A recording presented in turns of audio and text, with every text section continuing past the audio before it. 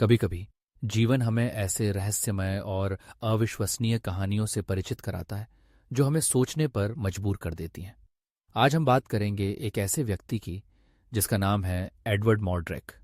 19वीं सदी में जन्मे एडवर्ड का जीवन एक अद्भुत और भयावह कहानी से भरा हुआ था। सोचिए, एक ऐसा व्यक्ति जिसके सिर के पीछे एक और चेहरा हो। यह सुनने में जितना अजीब लगता है उतना ही यह असली था। एडवर्ड का यह अतिरिक्त चेहरा, जिसे हम क्रेनियोफेशियल डुप्लीकेशन या डिप्रोसोपस के नाम से जानते हैं, एक अत्यंत दुर्लभ स्थिति है। इस स्थिति में किसी व्यक्ति के सिर के पीछे एक आंशिक या पूर्ण चेहरे की संरचना होती है। हालांकि यह दूसरा चेहरा पूरी तरह से कार्यात्मक नहीं था।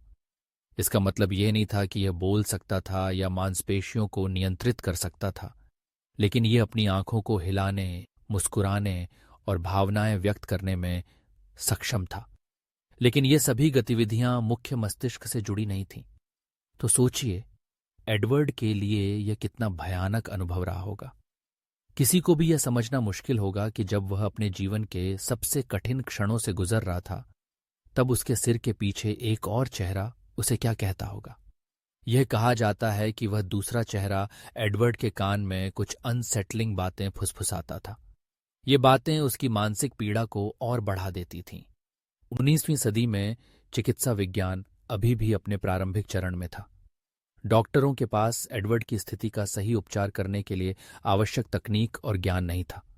वह अकेला और मानसिक रूप से परेशान था और इसी कारण से उसके जीवन में अंधेरा छा गया। सोचिए, एक युवा व्यक्ति जो केवल 23 वर्ष का था, किस प्रकार की मानसिक यातना से गुजर रहा होगा।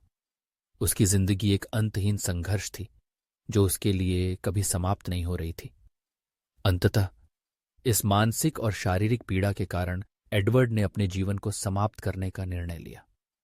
उसकी कहानी हमें यह सोचने पर मजबूर करती है कि हम कितनी बार अपने जीवन में दूसरों की कठिनाइयों को समझने की कोशिश करते हैं। क्या हम कभी उन लोगों के बारे में सोचते हैं जो बाहरी दुनिया से अलग होते हैं? एडवर्ड मॉर्ड्रेक की कहानी सिर्फ एक व्यक्ति की नहीं है, बल्कि ये हमारे समाज में उन लोगों की भी है जिन्हें हम कभी कभी नजरअंदाज कर देते हैं। आज जब हम चिकित्सा विज्ञान में प्रगति की बात करते हैं, तो हमें यह याद रखना चाहिए कि एडवर्ड जैसे लोग भी थे जिन्होंने अपनी जिंदगी में असंख्य चुनौतियों का सामना किया। उनका जीवन हमें यह सिखाता है कि हमें दूसरों की परिस्थितियों के प्रति संवेदनशील रहना चाहिए। इस कहानी के माध्यम से हम यह भी समझते हैं कि मानसिक स्वास्थ्य के मुद्दे कितने गंभीर हो सकते हैं। एडवर्ड की कहानी हमें यह बताती है कि हमें अपने आसपास के लोगों की मदद करनी चाहिए, खासकर जब वे कठिनाइयों का सामना कर रहे हों। आखिरकार एडवर्ड मॉर्ड्रेक की कहानी एक चेतावनी है, एक अनुस्मारक है कि हम सभी को एक दूसरे के प्रति सहानुभूति और समझ विकसित करनी चाहिए। उनकी कहानी एक रहस्य है जो आज भी हमें सोचने पर मजबूर करती है। क्या हम इस दुनिया में उन लोगों के लिए एक बेहतर जगह बना सकते हैं जो अपने भीतर के संघर्षों से लड़ रहे हैं? क्या हम एडवर्ड की तरह किसी की मदद कर सकते हैं? यह सवाल हमें हमेशा याद दिलाता है कि हमें एक दूसरे के प्रति संवेदनशील रहना चाहिए। इसलिए जब हम एडवर्ड मॉर्ड्रेक की कहानी सुनते हैं, तो हमें केवल एक अनोखी चिकित्सा स्थिति के बारे में नहीं सोचना चाहिए, बल्कि हमें यह भी सोचना चाहिए कि हम इस समाज में कैसे बदलाव ला सकते हैं। क्या हम उस व्यक्ति के लिए एक सहारा बन सकते हैं जो अकेला महसूस कर रहा है?